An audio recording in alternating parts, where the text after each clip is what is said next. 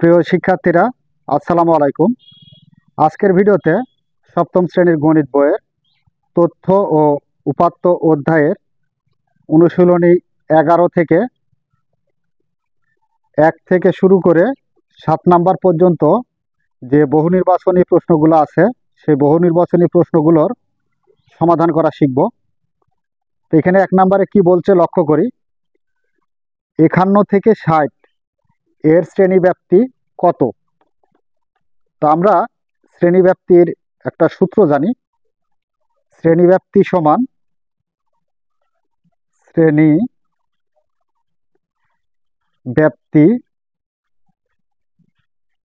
সমান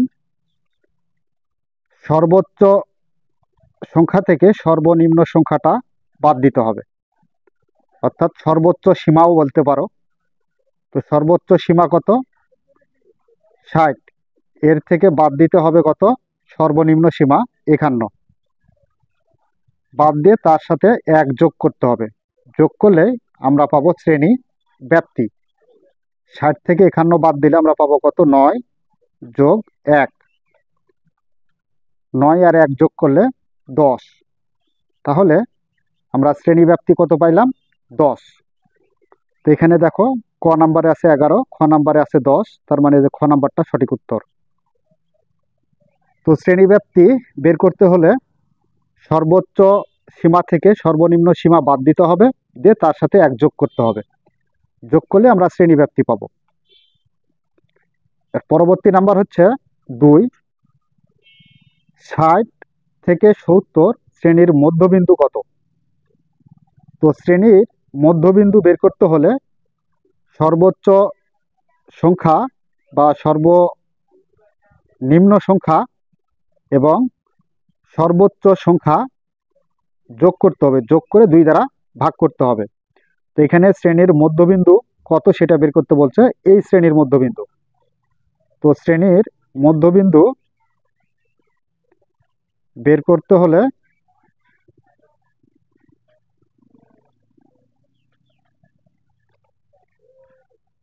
সর্বনিম্ন সংখ্যা কত? 60, এর সাথে যোগ করতে হবে সর্বোচ্চ সংখ্যা 70। যোগ করে সেই যোগফলকে 2 দ্বারা ভাগ করতে হবে। ভাগ করলে আমরা শ্রেণীর মধ্যবিন্দু পাবো। তাহলে 0 আর 0 যোগ করলে 0, 7 আর 6 যোগ করলে 13।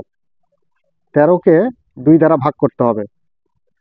তো 13কে না, 130কে।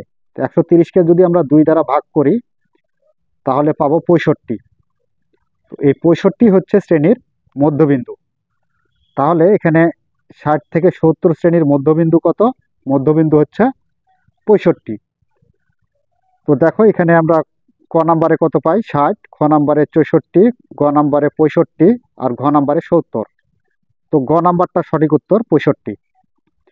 তো যে কোনো শ্রেণীর মধ্যবিন্দু বের করতে হলে শ্রেণীর সর্বনিম্ন সংখ্যা এবং সর্বোচ্চ সংখ্যা যোগ করে সেই যোগফলকে 2 দ্বারা ভাগ করে যে ভাগফল পাবো সেটাই হচ্ছে শ্রেণীর মধ্যবিন্দু।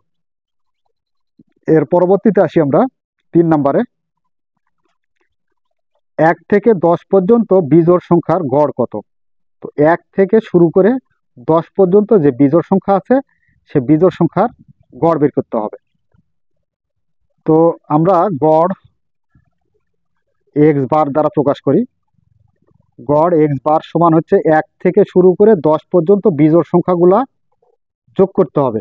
তো এখানে 1 থেকে 10 পর্যন্ত বিজোড় সংখ্যা হচ্ছে 1 যোগ 3 যোগ 5 যোগ 7 যোগ 9।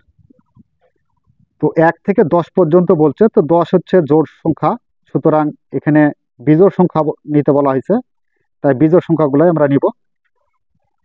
তো একে ভাগ করব ক দ্বারা? ভাগ করব হচ্ছে এখানে দেখো সংখ্যা কয়টা? 1 2 3 4 5টা, তো 5 দ্বারা ভাগ করতে হবে। এখানে 2 না 5। তাহলে যোগ করি আমরা। 9 আর 7 যোগ করলে হচ্ছে 16, 16 আর 5 21, 21 আর 3 24, 24 আর 1 25। তো এই যে 25কে আমরা ভাগ করব 5 দ্বারা। তো 5 দ্বারা যদি 25কে ভাগ করি তাহলে 5 5 25, তার মানে 5। তাহলে এখানে আমরা গড় কত পাইলাম? 5 পাইলাম। তো এখানে দেখো 1 থেকে 10 পর্যন্ত বিজোড় সংখ্যার গড় 5, খ নাম্বারে আছে, এটাই সঠিক উত্তর। তো যদি বলে 1 থেকে 10 পর্যন্ত জোড় সংখ্যাগুলোর গড় কত, তো জোড় সংখ্যা বলতে যেমন 2, 4, 6, 8, 10। তো এই কয়েকটা সংখ্যা আমরা কি করব, যোগ করব। যোগ করে সংখ্যা কয়টা হয়েছে, 1, 2, 3, 4, 5, তাহলে 5 দ্বারা ভাগ করব। ভাগ করে যে ভাগফল পাবো সেটাই হচ্ছে আমাদের জোড় সংখ্যার গড়। তো এখানে বিজোড় যেহেতু বলছে, সেহেতু আমরা বিজোড় সংখ্যাগুলো যোগ করে 5টা বিজোড় সংখ্যা হয়েছিল আর 5 দ্বারা আমরা ভাগ করেছি, করার ফলে আমরা পাইছি কত, ভাগফল 5 পাইছি। তো ভাগফল 5ই হচ্ছে আমাদের গড়। এরপর নাম্বার হচ্ছে 4। 4 নাম্বারে কি বলছে দেখো, 10, 12, 13, 15, 16, 19, 25 সংখ্যাগুলোর মধ্যক কত। তো মধ্যক বের করতে হবে। তো মধ্যক এটা হচ্ছে বিন্যস্ত অবিন্যস্ত উপাত্ত, আর বিন্যস্ত উপাত্ত হচ্ছে তোমার সারণীতে দেওয়া থাকে। অবিন্যস্ত উপাত্তের মধ্যক বের করতে হলে উপাত্তগুলোকে মানের ঊর্ধ্বক্রম অথবা অধক্রমে সাজাতে হবে। তো দেখো এটাকে মানের ঊর্ধ্বক্রমে সাজানোই আছে, তো নতুনভাবে আর সাজানোর দরকার নাই। এখানে 10 দেওয়া আছে, 12, 13, 15, 16, 19, 25। তো এখানে কয়টা সংখ্যা আছে সেটা আগে দেখতে হবে। 1, 2, 3, 4, 5, 6, 7, তাহলে উপাত্ত আছে হচ্ছে 7টা। তো প্রথমে আমরা এই যে প্রথম দিক থেকে 3টা বাদ দেব, লাস্টের দিক থেকে 3টা বাদ দেব, তাহলে মিডিলে থাকে কি, মিডিলে থাকে হচ্ছে 15। এই 15টাই হচ্ছে আমাদের মধ্যক। তো গ নাম্বার সঠিক উত্তর। তো যদি এখানে জোড় সংখ্যা থাকতো, তাহলে মনে করো যে এখানে 2, 5, 8, 9, 10, 12, এখানে কয়টা আছে উপাত্ত, 1, 2, 3, 4, 5, 6, 6টা। তো সেই ক্ষেত্রে আমরা প্রথমে 2টা বাদ দেব, লাস্টে 2টা বাদ দেব, তাহলে মিডিলে থাকে কয়টা, 2টা। তার মানে 8 আর 9 থাকে। 8 আর 9 যোগ করে তাকে 2 দ্বারা ভাগ ভাগ করলে আমরা পাবো কি, মধ্যক। তাহলে 8 আর 9 যোগ করলে 17, 17কে যদি 2 দ্বারা ভাগ করো তাহলে 8.5 পাই, এটা হচ্ছে মধ্যক। তো জোড়ের ক্ষেত্রে আমরা মিডিলের 2টা সংখ্যা যোগ করে তাকে 2 দ্বারা ভাগ করলে আমরা এর মধ্যক পাবো। আর বিজোড়ের ক্ষেত্রে এখানে যেহেতু প্রথমে এই যে 3টা বাদ গেল, লাস্টে 3টা বাদ গেল, তাহলে মিডিলে থাকে কয়টা সংখ্যা, একটা সংখ্যা। তো একটা সংখ্যাকে 1 দ্বারা ভাগ করলে ওই 15ই আসবে উত্তর। তো এ হচ্ছে আমাদের মধ্যক নির্ণয়। নাম্বার 5 নাম্বারে কি বলছে, সংখ্যাবাচক তথ্যসমূহকে কি বলে। তো সংখ্যাবাচক তথ্যসমূহকে কি বলে। তো দেখো এখানে গণিত, বিজ্ঞান, তথ্যবিজ্ঞান, পরিসংখ্যান। তো পরিসংখ্যান বলে, ঘ নাম্বারটা সঠিক উত্তর। নিচের তথ্যের আলোকে 6 ও 7 নাম্বার প্রশ্নের উত্তর দাও। তো নিচে কিছু তথ্য দেওয়া আছে। সপ্তম শ্রেণীর 10 জন শিক্ষার্থীর দৈনিক খরচ টাকায় নিম্নরূপ। তো সপ্তম শ্রেণীর 10 জন শিক্ষার্থীর দৈনিক খরচ টাকায় দেওয়া আছে 20, 22, 50, 40, 32, 28, 45, 30, 25, 48। তো 6 নাম্বার এবং 7 নাম্বার প্রশ্নের উত্তর দিতে হবে। তো 6 নাম্বারে কি বলছে দেখো, 6 নাম্বারে বলছে উপাত্তগুলোর পরিসর কত। তো উপাত্তগুলোর পরিসর বের করতে হবে। তো আমরা জানি উপাত্তসমূহের পরিসর সমান, তো পরিসরের একটা সূত্র আছে, পরিসর সমান উপাত্তসমূহের সর্বোচ্চ সংখ্যা। তো সর্বোচ্চ সংখ্যা কত, 50। এই সর্বোচ্চ সংখ্যা থেকে সর্বনিম্ন সংখ্যা, তো সর্বনিম্ন সংখ্যা কত, 20, 22, 32, 28, 45, 30, 25, 48। তো সর্বনিম্ন সংখ্যা হচ্ছে 20, এই 20 বাদ দিতে হবে। বাদ দিয়ে তার সাথে কি করব, 1 যোগ করব, তাহলে আমরা পাবো কি পরিসর। তো 50 থেকে 20 বাদ দিলে 30 থাকে, 30-এর সাথে এই 1 যোগ করতে হবে, যোগ করলে আমরা পাবো কত, 31। তাহলে পরিসর কত পাইলাম, 31 পাইলাম। তো এটাই হচ্ছে পরিসর। এই যে কত নাম্বারে আছে দেখো, ক নাম্বারে 29, খ নাম্বারে 30, গ নাম্বারে 31, আর ঘ নাম্বারে 32। তো আমরা অ্যান্সারটা কত পাইছি, 31।